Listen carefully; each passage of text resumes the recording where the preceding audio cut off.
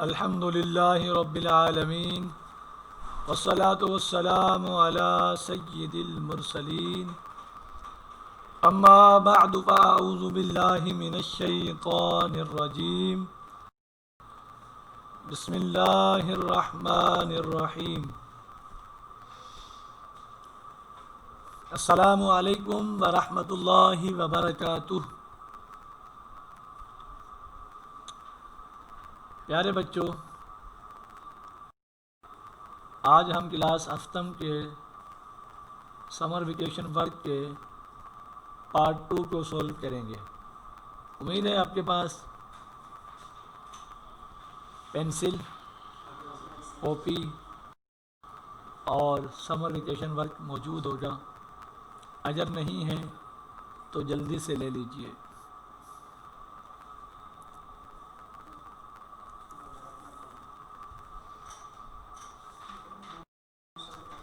اب summer vacation work کا حصہ اسلامیات جو ہے اس کو کھول لیجئے۔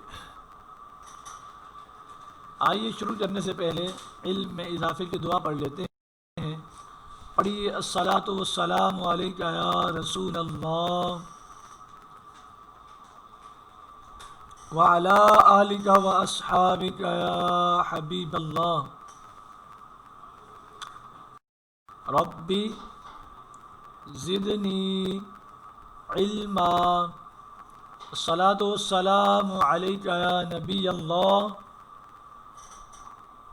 وعلی آلک واصحابک یا نور اللہ۔ پیارے بچوں، آج ہم سمر ویکیشن ورک کے پارٹ 2 میں درج ذیل چیزیں جان سکیں گے۔ نمبر 1،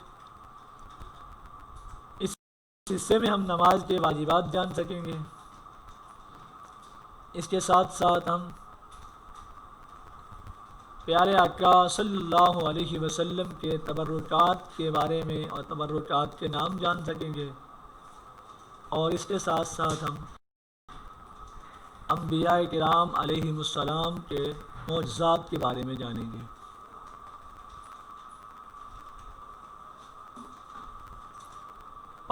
پارٹ 2 کا سب سے پہلا سوال ہے، نماز کے 5 واجبات بیان کیجیے۔ پیارے بچوں، جیسا کہ ہم نے ضیاء اسلام میں سے ایک سبق پڑھا تھا جس کا عنوان ہے نماز کے واجبات، اور یہ موجود ہے ضیاء اسلام میں پیج نمبر 32 پر، جس میں ہم نے نماز کے واجبات کو ڈیٹیل کے ساتھ پڑھا تھا، تفصیل کے ساتھ پڑھا تھا۔ مگر اس سوال میں ہم سے صرف اور صرف 5 نماز کے واجبات پوچھے گئے ہیں۔ سب سے پہلا واجب ہے تکبیر تحریمہ میں لفظ اللہ اکبر کہنا، یعنی ہم جب نماز شروع کرتے ہیں اور نماز کی افتتاحی تکبیر کہتے ہیں تو وہاں پر لفظ اللہ اکبر کہنا یہ نماز کا واجب ہے۔ اور اس کے ساتھ ساتھ نماز کا دوسرا واجب ہے قرات کے فوراً بعد رکوع میں جانا، یعنی جب ہم سورہ فاتحہ کے ساتھ سورت ملا لیتے ہیں تو اس کے بعد بغیر کسی تاخیر کے، بغیر کسی دیر کیے فوراً رکوع میں جانا یہ بھی واجب ہے۔ اس کے ساتھ نماز کا تیسرا واجب ہے سورہ فاتحہ کو سورت سے پہلے پڑھنا، یعنی ہم سورہ فاتحہ بھی پڑھیں گے، اس کے ساتھ سورت بھی ملائیں گے، مگر ان کی ترتیب کیا ہے کہ پہلے سورت فاتحہ پڑھیں گے، اس کے بعد کوئی اور سورت ملائیں گے۔ یہ بھی نماز کا واجب ہے کہ سورہ فاتحہ کو سورت سے پہلے پڑھنا۔ اسی طرح نماز کے واجبات میں سے ایک واجب ہے وتر میں دعائے قنوت اور تکبیر قنوت کہنا۔ نماز عشاء میں جب 3 رکعت نماز وتر ادا کرتے ہیں تو اس میں ہم وتر کی تیسری رکعت میں قرات کے بعد دعائے قنوت پڑھتے ہیں، اور دعائے قنوت پڑھنے سے پہلے ہم تکبیر کہتے ہیں اللہ اکبر، ہاتھ کانوں تک اٹھاتے ہیں اور دوبارہ باندھ لیتے ہیں۔ جو ہم دعائے قنوت پڑھنے سے پہلے لفظ اللہ اکبر کہتے ہیں، اسے تکبیر قنوت کہا جاتا ہے اور یہ واجب ہے۔ اس کے ساتھ ساتھ ہم وطر میں دعائے قنوت پڑھتے ہیں، تو وطر میں دعائے قنوت پڑھنا بھی واجب ہے۔ نماز کے واجبات میں سے ایک واجب ہے امام کی قرات کے وقت مقتدی کا خاموش رہنا۔ یعنی جب امام قرات کرتا ہے نماز میں، اس وقت مقتدی امام کے پیچھے قرات نہیں کرے گا بلکہ خاموش رہے گا۔ یہ بھی نماز کے واجبات میں سے ایک واجب ہے۔ پیارے بچوں، اگر ہم ان 5 واجبات کو سمرائز کریں یا خلاصہ بیان کریں تو وہ یہ ہے: نماز کا پہلا واجب ہے تکبیر تحریمہ میں لفظ اللہ اکبر کہنا۔ دوسرا واجب ہے قرات کے فوراً بعد رکوع کرنا۔ تیسرا واجب ہے سورہ فاتحہ کو سورت سے پہلے پڑھنا۔ چوتھا واجب ہے وطر میں دعائے قنوت پڑھنا اور تکبیر قنوت کہنا۔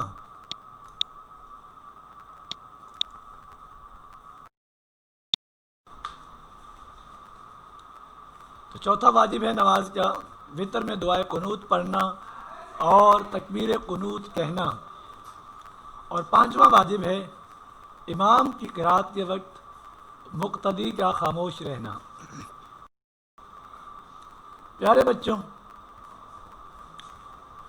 سبق کا اگلا سوال ہے سجدہ صاحب کے 4 اسباب تحریر کیجیے کہ سجدہ صاحب کن صورتوں میں واجب ہوتا ہے، سجدہ صاحب واجب ہونے کے اسباب کیا ہیں، اور ہم سے یہاں پر 4 اسباب پوچھے گئے ہیں۔ جیسا کہ ہم نے ضیاء اسلام کے پیج نمبر 42 پر ایک سبق پڑھا تھا جس کا عنوان تھا سجدہ صاحب۔ اس سبق میں ہم نے سجدہ صاحب کا معنی، اس کا طریقہ اور اس کے احکامات کے بارے میں پڑھا تھا، اور ساتھ ساتھ ہم نے سجدہ صاحب کے اسباب بھی پڑھے تھے کہ کن اسباب کی وجہ سے، کن وجوہات کی وجہ سے سجدہ صاحب واجب ہوتا ہے۔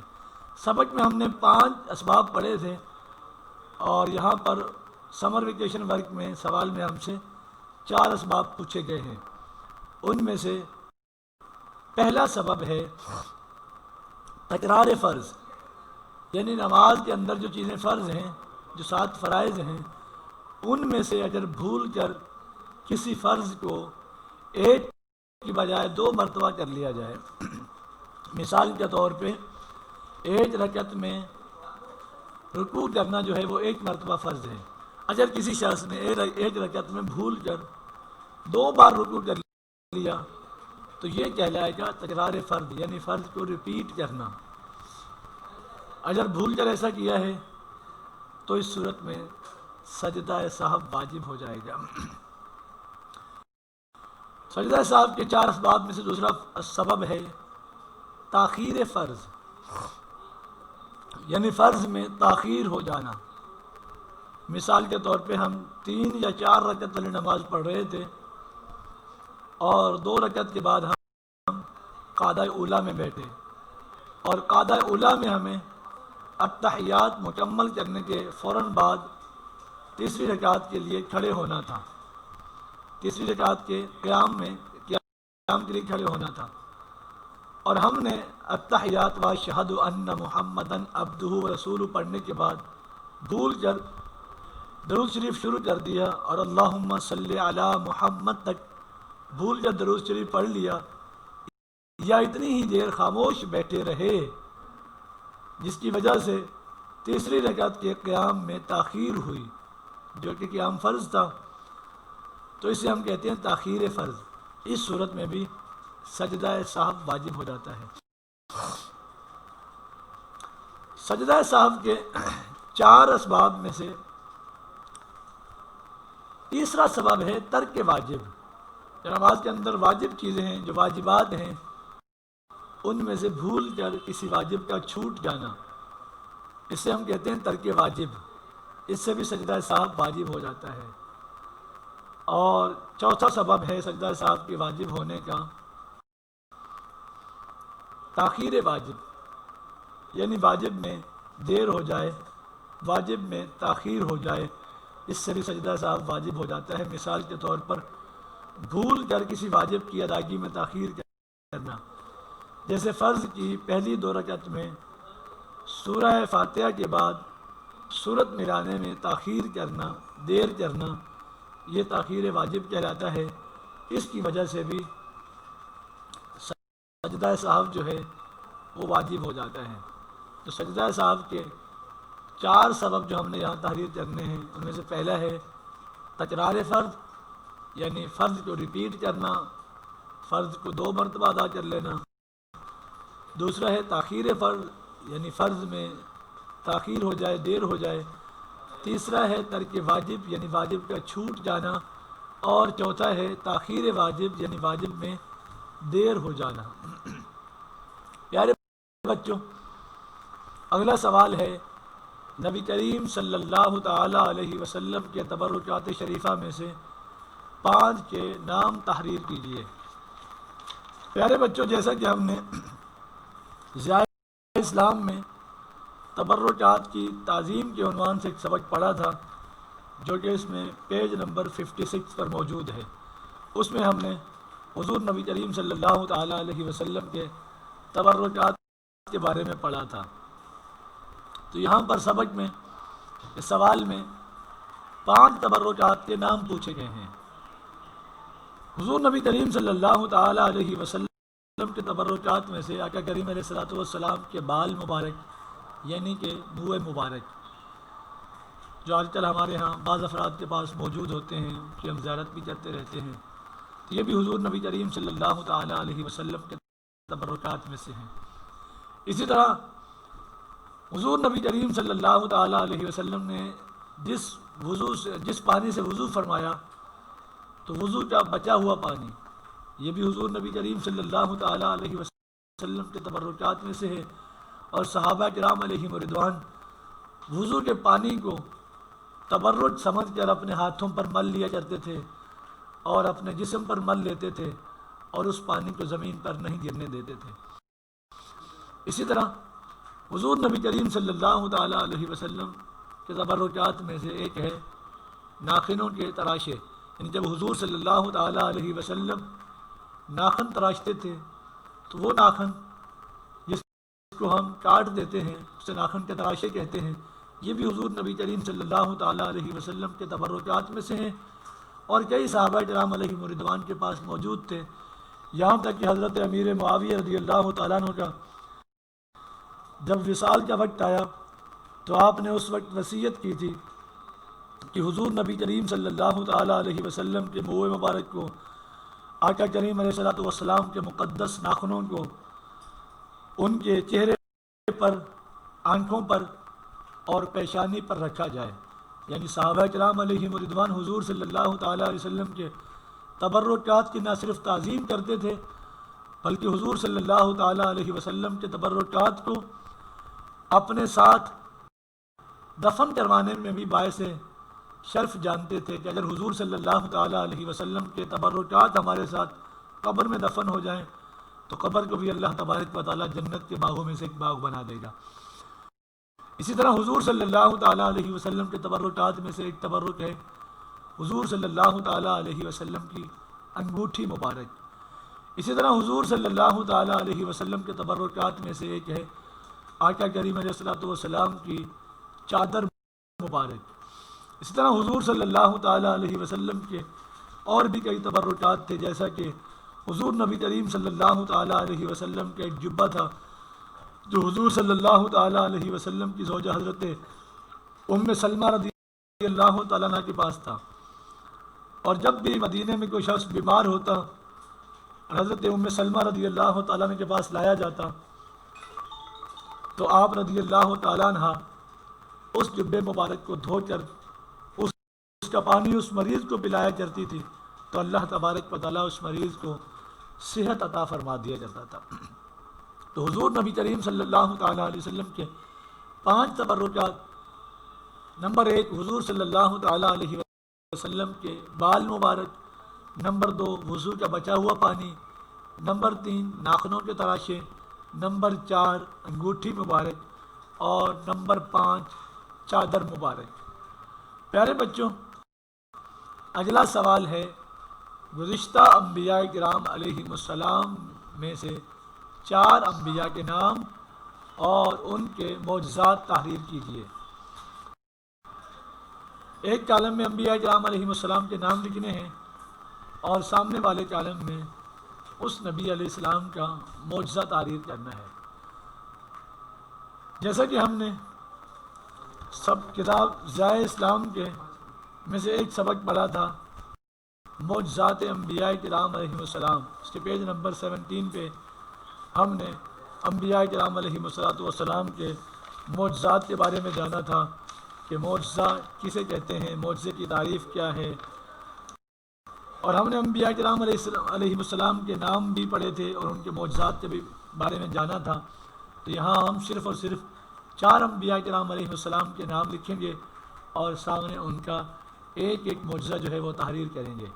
حضرت داؤد علیہ السلام، آپ کا معجزہ تھا جب آپ لوہے کو اپنے ہاتھ میں لیتے تھے، پکڑتے تھے تو گرم کیے بغیر لوہا آپ کے ہاتھوں میں نرم ہو جایا کرتا تھا۔ اسی طرح نمبر 2 حضرت موسیٰ علیہ السلام، آپ کا ایک بہت مشہور معجزہ ہے کہ آپ اپنی لاٹھی کو جب زمین پر پھینکتے تھے، زمین پر رکھتے تھے تو وہ لاٹھی بہت بڑا سام بن جایا کرتی تھی۔